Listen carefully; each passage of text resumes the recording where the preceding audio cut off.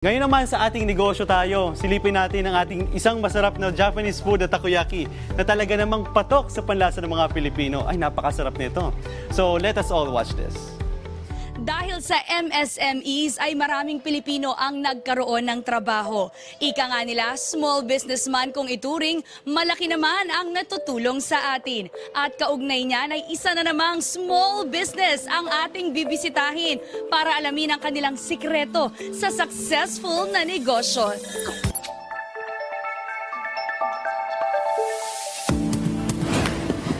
Ano naman kaya ang kwentong negosyo ni Desiree Busa, ang Franchise Operations Manager ng Taco Taco Queen? Hi Desiree! Hi, Miss Dayan. So Desiree, to start off, paano ba nagsimula itong business? So, nag-start po ito during pandemic time.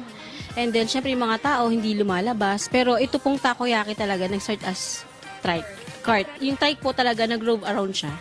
So, dun siya mas nakilala talaga.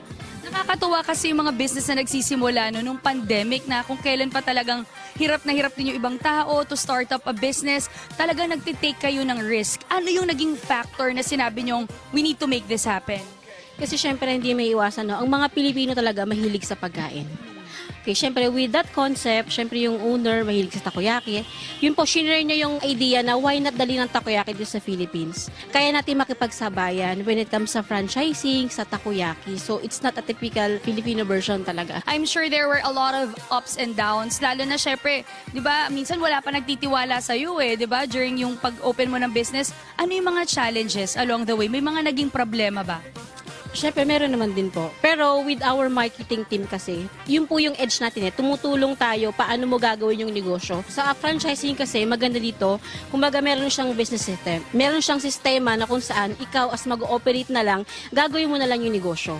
Kumbaga, hindi ka na mag-iisip ng isang konsepto na kung saan kailangan pa ng may marketing. Ito kasi pwede mong i-share yung brand. Kamusta ba? Nagbago ba ang buhay natin? When you started with takoyaki, syempre, lumaki na rin, pati yung franchising business ninyo. Yes po. Kasi syempre sa negosyo, merong ups and downs dyan Pero kung tutuunan mo ng pansin, i-operate mo yung business mo nang galing sa puso mo at ginagawa mo yung best mo, syempre, later on, makikita natin, ay maganda pala, satisfying pala magnegosyo. What advice can you give to those people na takot pa rin hanggang ngayon to do business or to do franchising? Kung kaya nating magnegosyo, na ngayon pa lang, gawin na po natin. Kasi syempre, ang risk nandiyan po yan Pero kung mag-i-start ka ngayon, syempre, magiging iba din yan pagdating ng panahon.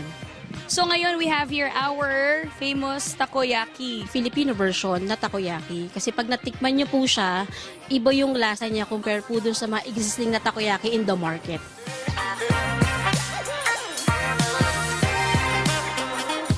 Franchising ay isang paraan upang mapalago at mapalaki ang inyong business.